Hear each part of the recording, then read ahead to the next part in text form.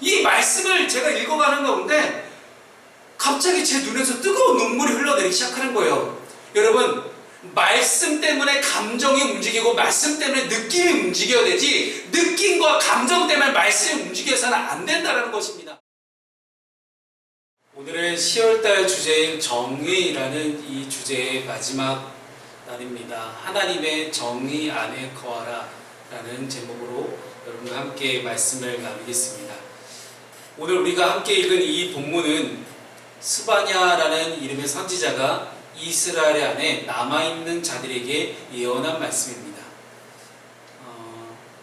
이 스바냐라는 이 작은 선지서는 총 3장으로 구성되어 있는데 1장은 유다 백성들에 대한 하나님의 징계를 다루고 있습니다. 근데 이 하나님의 징계가 너무 소위 요즘 말로 빡세요. 엄청난 심판이 막 몰아칩니다. 그래서 구약 성경 안에서도 수많은 하나님의 심판에 대한, 멸망에 대한 그런 예언의 메시지들이 있는데, 스바냐라는 이 책은 그 중에서도 거의 압권이라 할 정도로 굉장히 강한 어조로 하나님의 심판을 말씀하십니다. 그리고 2장은 이스라엘 주변의 이방 민족들을 향한 심판의 메시지를 담고 있고요. 그래서 이스라엘이 멸망당할 때 옆에서 이제 굳이 이스라엘이 피해를 끼치지도 않았는데 이스라엘이 당하는 걸 보면서 조롱했던 수많은 이방 민족들을 하나님이 어떻게 벌하실지 말씀합니다. 그리고 3장 말씀은 이제 하나님께서 이스라엘의 모든 심판과 모든 환난의 고난이 끝나고 이제 남아있는 자들을 향해서 특별한 권면의 말씀, 메시지를 하나님께서 하고 계십니다. 그래서 오늘 본문은 악인들과 이 죄인들은 이미 심판을 받아서 다 죽은 후에 이들의 종말을 보며 나도 저렇게 심판받는 거 아닌가? 나도 저렇게 하나님께 벌받아서 저렇게 멸망의 구렁텅이로 나도 떨어지는 것이 아닐까? 그렇게 두려워하며 벌벌 떨고 있는 주님의 백성들에게 주시는 위로와 어떤 은혜의 말씀이 오늘 본문의 말씀입니다. 선지자는 혹독한 이 심판의 용광로를 지나면 너무나 환상적인 하나님의 기쁨과 즐거움이 거하고 있다는 사실을 우리에게 말씀하고 있습니다. 그래서 성경 말씀은 우리에게 과거의 하나님을 기억하며 현재의 하나님을 경험하고 그리고 미래에 여전히 우리를 인도하실 하나님을 기대하라고 말씀을 합니다.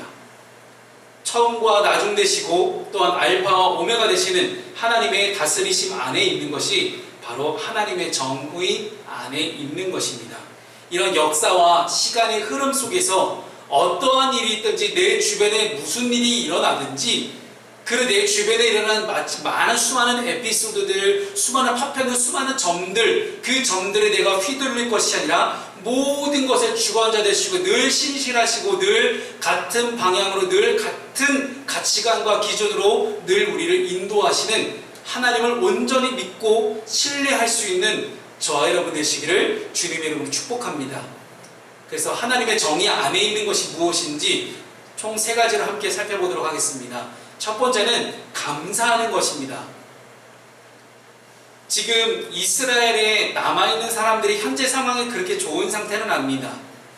하나님의 심판과 하나님의 멸망이 지나가긴 했어요. 용광로를 지나가긴 했지만 또 다른 용광로가 나에게 지금 있는지, 아니면 용광로보다는 좀 덜 뜨겁지만 여전히 나는 가시밭길을 걸어가고 있는지, 어찌됐든 이 이스라엘의 현재 심판을 지나고 남아있는 이 사람들 가운데는 도저히 이 상황이 해결될 것 같지 않은 그런 답답함이 있습니다. 근데 그럼에도 불구하고 절망하지 않고 낙심하지 말아야 될 이유가 오늘 본문 가운데 나오고 있습니다. 왜냐하면 하나님께서 기뻐해라, 기뻐해라 라고 말씀하시기 때문이죠. 오늘 본문의 14절 말씀을 함께 읽도록 하겠습니다. 시작. 시온에 따라 노래할지어다. 이스라엘아 기쁘게 부를지어다. 예루살렘 따라 전심으로 기뻐하며 즐거워할지어다. 아멘.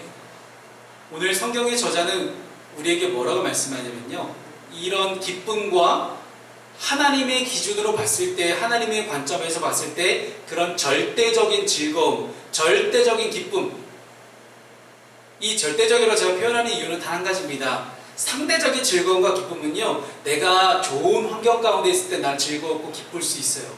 그러나 상대적인 즐거움은 말 그대로 상대적이기 때문에 나보다 더 돈이 많고 나보다 더 즐겁고 나보다 더 기쁜 사람 보면 상대적으로 나는 덜 즐겁고 더 기쁘게 돼 있어요. 그러나 절대적인 즐거움과 절대적인 기쁨이라는 것은 하나님이라는 한 분 때문에, 하나님 때문에 내가 온전하게 즐거워하고 기뻐할 수 있는 거예요. 다른 상황과 환경과 조건 때문에 내가 즐거움과 기쁨이 좌지우지 되지 않는 그런 즐거움과 기쁨을 이야기합니다. 이런 즐거움에 대해서 묘사하기 위해서 14절 가운데 4가지 동사를 사용하고 있습니다. 노래하여라, 외쳐라. 여기서 제가 부를지어다라고 되어 있는 것은 외치라라고 제가 좀 바꿔서 이야기하겠습니다. 노래하라, 외쳐라, 기뻐하라, 즐거워해라. 이 4가지 동사가 다 하나님의 절대적인 즐거움을 묘사하고 있는 그런 단어입니다. 그래서 여기서 이 노래하라는 것은요, 결국은 우리가 함께 예배하는 도중 가운데서 하나님의 왕 되심과 하나님께 온전하게 우리가 찬양을 올려드리는 것과 연관되어 있는 것입니다. 무엇을 찬양하겠습니까? 여러분, 성경에 나와 있는 수많은 찬양 가사들이 있습니다. 이 가사들은 우리가 물론 오늘 우리가 첫 번째 찬양도 너의 하나님 여호와가 이 17절 말씀을 우리가 그대로 가져와서 본따서 만난 찬양이지만 성경 말씀 안에 성경에 나오는 인물들이 하는 찬양이 있어요. 성경에 나오는 인물들이 하는 그런 성경의 찬양 가사들을 보게 되면 거의 대부분 하나님께서 나를 어떻게 구원하셨는지에 대한 분명한 묘사가 있는 찬양의 가사들이 있습니다. 하나님이 말과 그 탐자들을 다 홍해 가운데 쓸어버리셨습니다. 우리를 구원하신 하나님을 찬양합니다 라는 그런 모세의 누이였던 미리암의 노래도 있습니다. 그 외에도 굉장히 많은 노래들이 있는데요, 이 하나님을 찬양하는 노래라는 것은 성경 속에서 노래는 결국 나를 어떻게 구원하셨는지 그 하나님의 놀라운 역사와 하나님의 강한 권능에 대한 그런 찬양이라고 볼 수 있습니다. 즉, 그럼 우리는 무엇을 노래해야 되겠습니까? 성경에 나오는 인물들뿐만 아니라 저와 여러분도 똑같습니다. 우리는 어떤 하나님을 예배합니까? 나를 구원하신 하나님, 나를 신음과 절망과 고통의 골짜기에서 건져 올리시고 감히 내가 이길 수가 없는, 감히 내가 해결할 수가 없는 이 죄악의 문제를 해결하신 그 하나님을 우리가 찬양하고 노래하고 예배하자는 것입니다. 그럼 우리가 무엇을 노래하고 기뻐할 수 있을지 15절 말씀 우리에게 말씀합니다. 15절 말씀 함께 읽습니다. 시작. 여호와가 내 형벌을 제거하였고 내 원수를 쫓아냈으며 이스라엘 왕 여호와가 내 가운데 계시니 내가 다시는 화를 당할까 두려워하지 아니할 것이라. 아멘. 여러분, 하나님이 이스라엘을 회복시키시고 다시는 그들 가운데 화가 일어나지 않도록 이제는 내가 너희와 함께 하겠다. 그리고 그 너희들의 보호자가 되어주겠다. 너희는 절대로 앞으로 화를 당하지 않을 것이고 사로잡히지 않을 것이다. 그런 너희는 기쁨의 노래를 부를 수 있을 것이다. 왜 기쁩니까? 하나님이 함께 하시니 기쁜 거예요. 하나님이 함께 하시면 그 어떤 문제도, 그 어떤 고난도, 그 어떤 원수도, 어떤 형벌도 나에게 이제는 다가오지 않기 때문에 내가 너무나 기뻐서 그렇게 노래를 할 수밖에 없다는 이야기입니다. 왜? 가끔씩 기분 좋으면 여러분 콧노래 막 흥얼거리잖아요. 이게 내가 의도한다고 되는 게 아니에요. 이 콧노래는 정말 나도 모르게 막 나오는 그런 콧노래입니다. 그런 거예요. 하나님께서 내 안에 임재하시니 하나님의 임재 가운데 너무 기뻐서, 너무 즐거워서, 너무 벅차올라서 하나님을 찬양하지 않을 수가 없는 거예요. 그래서 하나님을 노래하지 않을 수가 없는 거예요. 하나님 날 어떻게 구원하셨네 하면서 이렇게 정말 그렇게 쳐다볼 거니 말아. 우리는 모두 죄의 값은, 죄의 삭은 사망이라는 선포에 의해서 죽음이라는 이 형벌을 벗어날 수가 없는 사람들이었습니다. 사탄 마귀는 원수가 우리를 호시탐탐 노리듯이 계속해서 우리를 노리고 있습니다. 그러나 여러분 안심하십시오. 즐거워하시고 기뻐하십시오. 예수 그리스도의 십자가 구속의 은혜가 지금 우리와 함께하고 있습니다. 함께하고 있습니다. 이럴 때 아멘 하는 겁니다, 여러분. 그 왜 교회에서 도대체 저분들은 언제 아멘 하는 거야? 이렇게 싶을 때가 있죠. 우리 아직 교회 얼마 안 다니신 분들 제가 지금 설명드릴 이럴 때 아멘 하는 겁니다. 아셨죠? 예수 그리스도의 십자가 구속의 은혜가 지금 저와 여러분과 함께 있습니다. 네, 이런 겁니다. 네. 예수님께서 십자가상에서 마지막 하신 죽기 전에 마지막 하신 말씀이 다 이루었다라는 말이거든요. 다 이루었다. 이 말은요, 값어치가 다 지불되었다라는 뜻이에요. 즉 나의 죄값이 다 지불되었다. 내가 갚아야 될 빚이 예수님께서 대신 갚아주셨다라는 거예요. 여러분 물론 그렇습니다. 지금 이스라엘 백성들이 현재 상황이나 저와 여러분들의 현재 상황이 비록 낙관적이지 않을 수 있어요. 그러나 도저히 갚을 수 없는 값을 대신 지불해 주신 주님께 마땅히 감사해야 되는 것이 하나님의 정의 안에 있는 것입니다. 주어진 것에 감사할 줄 모르는 사람은 밑빠진 독에 물을 붓고 있는 것입니다. 그것을 타인이 채워줄 이유는 없습니다. 이 문장은요, 이유가 많으니 그냥이라고 할 수밖에 없는 책에 나오는 한 문장 중에 하나예요. 주어진 것에 감사할 줄 모르는 사람은 밑빠진 독에 열심히 물을 붓고 있는 겁니다.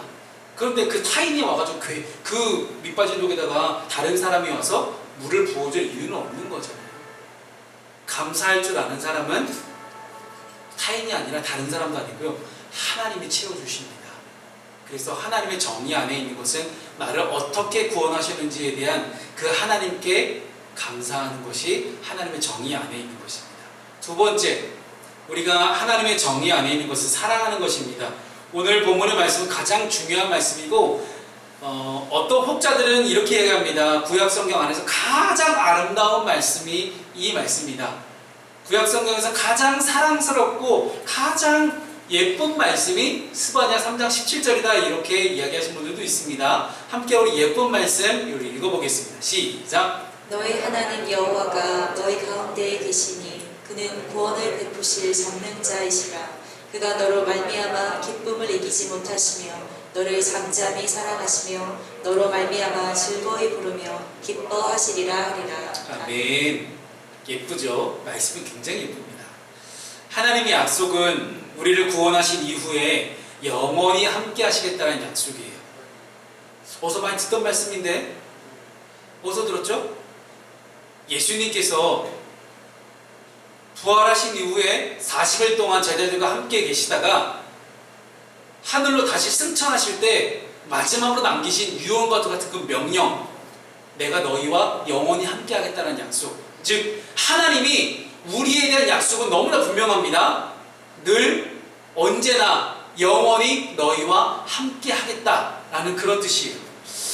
하나님은 우리의 구원자시고 우리를 인해서 우리 때문에 나 때문에 기뻐하신대요. 나라는 존재 한 명 때문에, 우리 윤지훈이라는 한 사람 때문에 하나님이 기뻐하시겠다는 놀라운 말씀이에요. 이거 너무 기분 좋지 않습니까? 누가 나 때문에 기분이 좋대. 여러분 기분 좋잖아요. 여러분 나도 기분 좋은 거잖아요 이게. 그리고 나를 사랑하시고 나를 즐거이 부르겠다는 말씀을 하십니다. 공의의 하나님이 하나님의 사랑으로 우리를 보호하시겠다는 그런 엄청난 사랑의 고백을 하나님이 지금 오늘 이 예쁜 말씀 17절을 통해서 하고 계시는 것입니다. 우리가 고난의 순간 속에서도 지금 나의 상황과 환경이 비록 좋지 않다 할지라도 내가 하나님을 찬양할 수 있는 이유는 하나님께서 하나님의 백성들을 구원하실 것이고 사랑하시기 때문입니다. 이 사실을 기억하고 우리를 사랑하시는 하나님을 찬양하는 여러분들이 다 되시기를 소망합니다. 와, 맞아요. 이 타이밍 아멘 하는 겁니다. 이제 너무 잘하고 있습니다. 지금 이 스바냐 선지서는, 이 스바냐라는 책은 제가 아까도 말씀드렸듯이 구약 성경 안에서도 가장 끔찍한 심판의 언어로 시작하는 그런 너무나 되게 답답하고 무겁고 어두운 그런 말씀으로 시작을 해요. 그리고 놀랍게도 마지막은 너무나 따뜻하고 사랑의 언어로 마무리되고 있습니다. 진짜 극과 극의 온도를 보여주는 것이 이 스바냐 책입니다. 이 극과 극의 언어가 나올 수밖에 없었던 이유를 제가 생각을 해보니 그랬을 것 같아요. 이 스바냐라는 선지자가 만났던 하나님에 대한 경험이 아닐까. 스바냐도 이 남유다의 마지막 시기에 활동을 하면서 정말로 많은 환난과 고난을 겪어왔습니다. 그런데 하나님이 어떻게 이스라엘을 심판하셨지만 그 심판하신 가운데서도 하나님이 어떻게 이스라엘을 사랑하시고 얼마만큼 뜨겁게 이스라엘을 사랑하시는지를 그가 정말로 많이 경험했던 거예요. 이것을 인격적인 하나님을 만났다라고 보통 우리가 이야기를 합니다. 스바냐 선지자가 인격적으로 체험한 하나님은 심판하시고 공의로, 공평과 정의로 심판을 하시지만 그 가운데서도 분명히 하나님의 택한 백성을, 하나님이 사랑하시는 사람들을 끝까지 책임지시고 사랑하시는 그런 사랑의 하나님, 공의의 하나님, 사랑의 하나님, 이 하나님의 가장 기본적인 속성을 스바냐는 깊이 인격적으로 만났던 거예요. 따라서 하나님의 백성인 그리스도의 제자들은 어떠한 고난과 환경과 역경 속에서도 하나님을 향해서 무한한 신뢰를 가질 수밖에 없는 것입니다. 여러분, 이것이 믿음이에요. 우리가 교회에서 믿음 이야기할 때 믿음이라는 것은요, 어떠한 상황과 환경 속에서도 내가 온전하게 하나님을 믿고 신뢰하면서 그 하나님이 나와 함께하고 계시다는 사실을 내가 온전하게 신뢰하고 믿는 거예요. 그렇기 때문에 예배하지 않을 수가 없는 거고요. 그렇기 때문에 찬양하지 않을 수가 없다라는 이야기입니다. 그래서 여러분, 신앙인들 가운데 널뛰기 하시는 분들이 있어요. 무슨 심장 초음파도 아니고 계속 널뛰는 분들이 있어요. 신앙이 좋았다 나빴다 좋았다 나빴다 하시는 분들은요, 믿음이 연약한 겁니다. 믿음이 부족한 겁니다. 왜요? 믿음이 좋은 사람은 널뛰기를 하지 않습니다. 왜? 쭉 우리와 함께 하시는, 늘 언제나 나와 함께 하시는 하나님을 내가 온전히 믿고 신뢰하기 때문이죠. 그래서 예배도 그래요. 예배도 빠졌다가 나왔다가 빠졌다 하시는 분들은 믿음이 없는 겁니다. 예배하지 않을 수가 없거든요. 왜? 하나님이 나와 함께 하신다는데, 그 전능하신 하나님이 나와 함께 하신다는데 어떻게 예배를 빠질 수가 있어요? 이건 불가능한 겁니다. 여러분, 어떻게 예배를 빠지는 걸 상상도 할 수가 없어요. 그래도 목사님 이런 상황이고 이런 환경이 있었습니다. 하나님을 최우선순위로 두는 거예요. 하나님이 나와 함께 하시고 그 하나님이 모든 것들을 해결하실 수 있는 전능자라는 것을 믿으면 어떻게 하나님을 우선순위에서 밑으로 순위를 내릴 수가 있겠어요? 현재 여러분의 삶의 모습은 어떻습니까? 심판을 받는 것 같은 고난의 연속이 계속되고 있습니까? 지금이 아니더라도, 지금 당장 고난 가운데 있지 않더라도 여러분들이 인생을 살아가면서 고난의 순간을 만난다면 오늘의 이 말씀을 기억하기 소망합니다.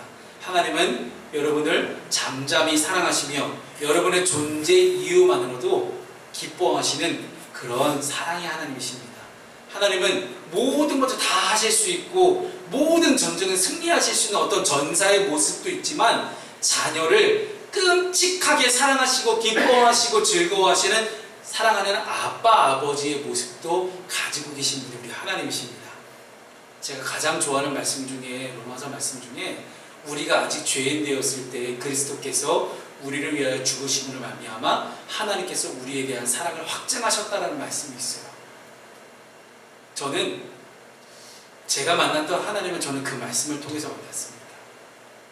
솔직히 여러분, 하나님이 믿어지기가 쉽지 않잖아요.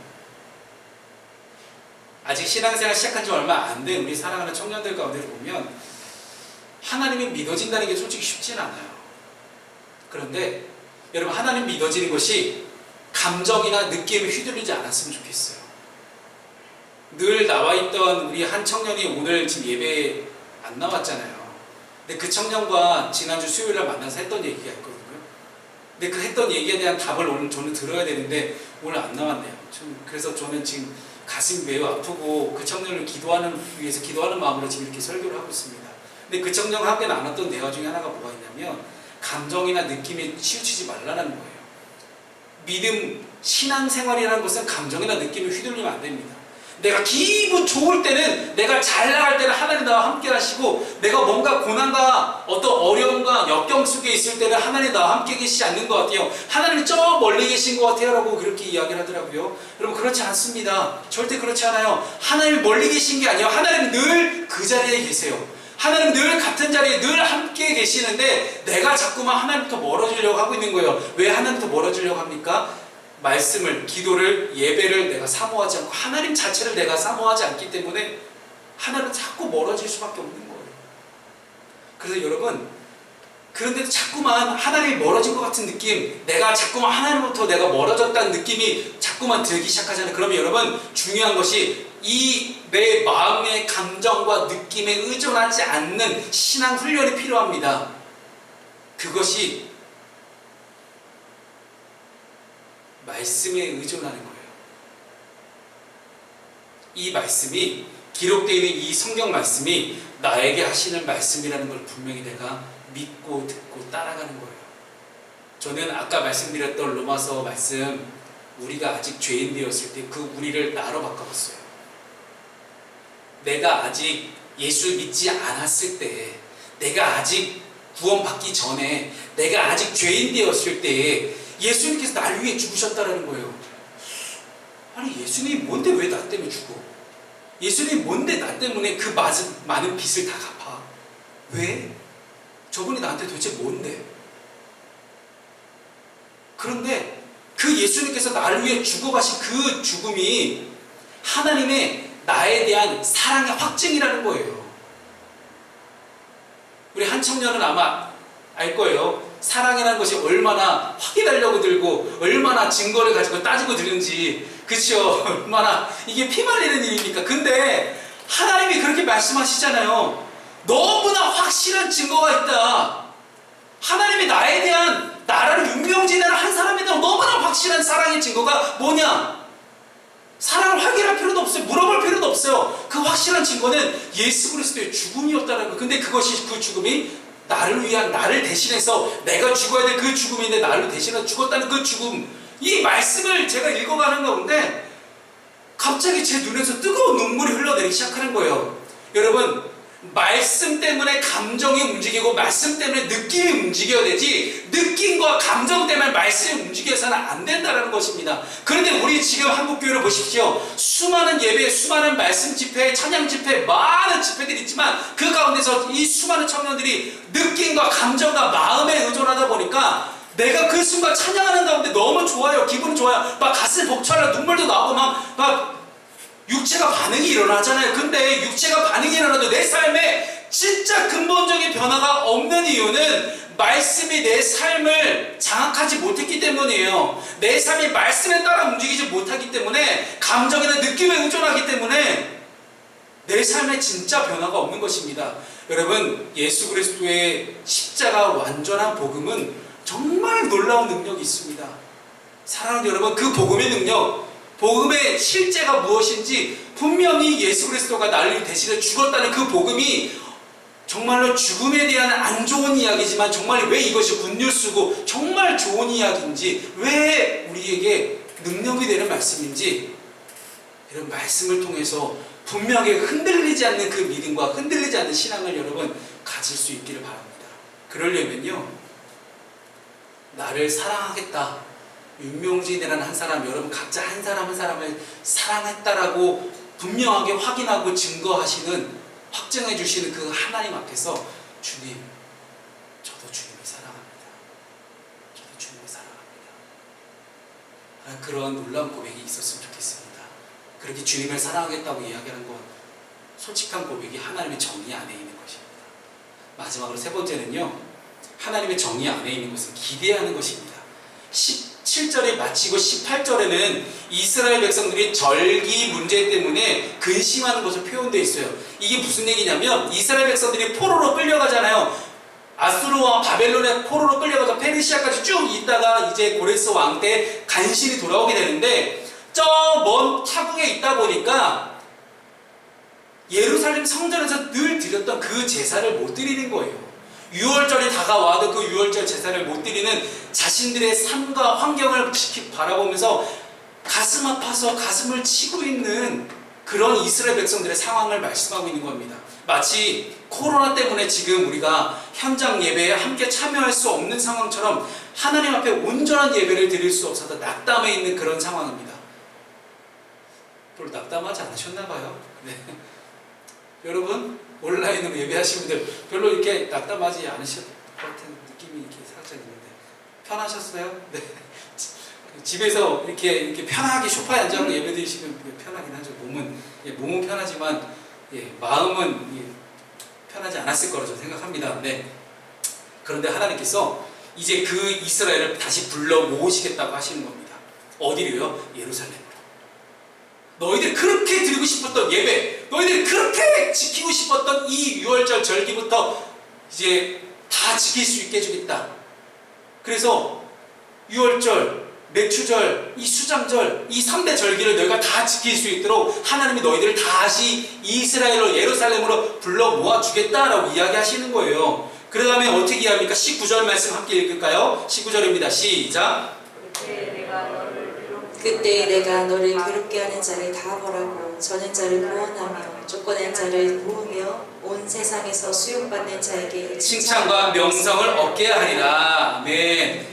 여러분 멀리 끌려갔다가 다시 돌아온 거의 패잔병과 같은 그런 수준의 사람들이 어쨌든 하나님께서 불러 모으셨고 다시 이스라엘 예루살렘 돌아왔어요. 그런데 이렇게 보잘것없는 포로로 끌려갔다 온 이 이스라엘 백성들을 하나님께서 어떻게 해요? 칭찬과 명성을 얻게 하시겠다라고 선포하십니다.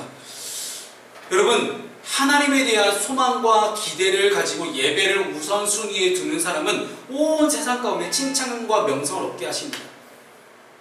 뭐 누가 그렇게 물어볼 수 있어요. 아 예배 잘 드리면 뭐 떡이 나와요? 돈이 나와요? 뭐가 나와요? 나옵니다. 근데 내가 얻는 것이 아니고요. 내가 내 노력으로 얻는 것이 아니고 하나님께서 허락하시고 하나님께서 주십니다. 사랑하는 여러분 세상에서 높아지려고 하지 마십시오. 낮아지십시오. 세상 가운데 철저하게 낮아져서 사람들 섬기십시오. 내 이웃을 그렇게 내 몸과 같이 사랑하고 섬기면 하나님께서 여러분들을 하나님 나라에서 높이실 것입니다. 하나님은 이스라엘 백성들을 포로 상황 가운데서 돌이키셔서 그들이 천한 만민 중에 칭찬과 명성을 얻게 하시겠다고 선포하십니다. 당장에는 이 포로에서 이제 돌아와자 포로기가 끝나자마자 예루살렘에 어떠한 예배, 어떠한 회복, 어떠한 구원이 일어날지를 이 스바냐는 이야기하고 있는 거예요. 그런데 이 말씀은 궁극적으로는 마지막 때에 지금 저와 여러분을 포함한 모든 예수 그리스도의 자녀들이 하나님의 자녀들이 예수 그리스도의 제자들이 성도들이 받을 영광과 관련돼서 이해할 수 있습니다. 구원받은 자들은 단순히 이런 세상에서 칭찬과 명성을 받는다는 넘어서서 하나님과의 온전한 관계를 통해서 온 열방 가운데 제사장 역할을 감당하게 된 것을 하나님은 미리 말씀하셨던 거예요. 모든 사람들을 하나님께로 인도할 수 있는 아직 예수 그리스도를 믿지 않는 많은 사람들을 하나님께로 온전하게 인도할 수 있는 그런 중간 통로 역할을 이스라엘 백성들이 할 때 그냥 하는 것이 아니라 그 인도하는 그 사람들에게 칭찬과 명성을 얻으면서 인도할 수 있게 된다. 이 말씀이 언제 성취되냐면 사도행전 2장 47절에서 성취가 됩니다. 함께 읽습니다. 시작. 하나님을 찬미하며 또 온 백성에게 칭송을 받으니 주께서 구원받는 사람을 날마다 더하게 하시니라. 아멘. 초대교회 성도들이 온 백성에게 칭송을 받았다는 이 말씀을 통해서 성취가 되었고 지금도 우리 교회를 통해서 하나님이 그렇게 칭찬과 명성을 얻게 하십니다. 마지막 시대를 살아가는 우리도 이 말씀이 주는 이 비전을 우리가 갈망하며 살아가야 합니다. 그러나 그렇게 하나님의 나라와 복음을 위해서 헌신하다 보면 마지막 8번째 팔복의 마지막 말씀처럼 핍박과 고난이 있을 수가 있어요. 주님의 복음을 위해서 헌신하다 보면 핍박과 고난이 없을 수가 없습니다. 마치 갈멜산에서 바알과 아세라 선지자 850명과 진짜 영적 전쟁을 벌여가지고 그들을 말끔하게 물리쳤던 이 엘리야 선지자, 근데 이 엘리야 선지자가 그 영적 전쟁을 승리로 이끈 후에 엄청난 영적 우울증과 침체기에 빠져서 하나님께 제발 다 죽여달라고, 나 선지자 못 해먹겠다고 그렇게 하나님께 탄원했던 그 모습처럼 우리에게는 핍박과 고난 때문에 어려움이 올 수 있습니다. 그러나 우리 모두가 알고 있듯이 하나님께서는 엘리야 선지자에게를 위로하시고 힘을 주셔서 다시 회복시키셨습니다. 하나님의 회복의 날에 모든 것들은 역전되고 회복될 것이고 하나님의 자녀들은 칭찬과 명성을 얻게 된다고 말씀합니다. 그러기에 우리는 하나님의 때에 반드시 하나님께서 회복하실 것들을 기대하는 것이 하나님의 정의 안에 있는 것입니다. 오늘 저는 하나님의 정의 안에 있는 것을 세 가지를 말씀드렸습니다. 하나님께 감사하고 하나님께 구원받은 것에 대한 감사를 통해서 하나님을 뜨겁게 사랑하고, 내가 하나님을 사랑하기 이전에 하나님께서 먼저 나를 사랑하셨음을 내가 기뻐하고 감사하며 그 사랑을 하나님께 돌려드리며 하나님을 최우선순위로 두었을 때 하나님께서 지금 비록 나의 상황이 어렵더라도 어떻게 나를 회복시킬 것인지에 대한 분명한 기대, 그 기대입니다. 말씀을 정리합니다. 모든 터널은 끝이 있습니다. 많은 강연자들이나 설교들이 이렇게 이야기합니다. 여러분들이 고난의 터널에 있다고 가정을 해봅시다. 그런데 여러분, 고난의 끝에는 반드시 빛이 있습니다. 그 빛을 기대하며 여러분 지금을 잘 이겨냈으면 좋겠습니다 라고 보통 그렇게 이야기를 하잖아요. 네, 그쵸? 근데 저는 이 10월의 마지막을 여러분과 함께하며 이렇게 말씀을 드리고 싶습니다. 정의의 하나님은 지금 어두운 터널에서 보이질 않습니다. 너무 어두운 상황이니까, 어두운 터널이니까 보이지 않아요. 나 자신도 내가 볼 수 없어요. 나 자신의 정체성도 내가 감히 알 수 없을 정도로 깜깜한 어둠 가운데 있지만, 그래도 하나님께서는 어둠 가운데서 여러분과 함께 계시고 그 주님과 함께하는 사람만이 고난의 터널 끝에서 정의의 하나님이 칭찬과 명성을 얻게 하실 것입니다. 사랑하는 여러분, 터널 끝에 있는 빛에 뭐가 있을 줄 알고 빛만 보고 달려가십니까? 터널 끝에 빛을 만났을 때 영광과 칭찬과 명성을 얻으려면, 온전한 구원을 얻으려면 어두운 가운데서도 우리 주님과 함께 있어야 됩니다. 주님은 언제나 나의 손을 잡고 계십니다. 그 손을 놓지 마시고 주님과 함께 어두운 터널과 어두운 환경과 고난을 잘 걸어갈 수 있는 여러분 되시기를 주님의 이름으로 축복합니다.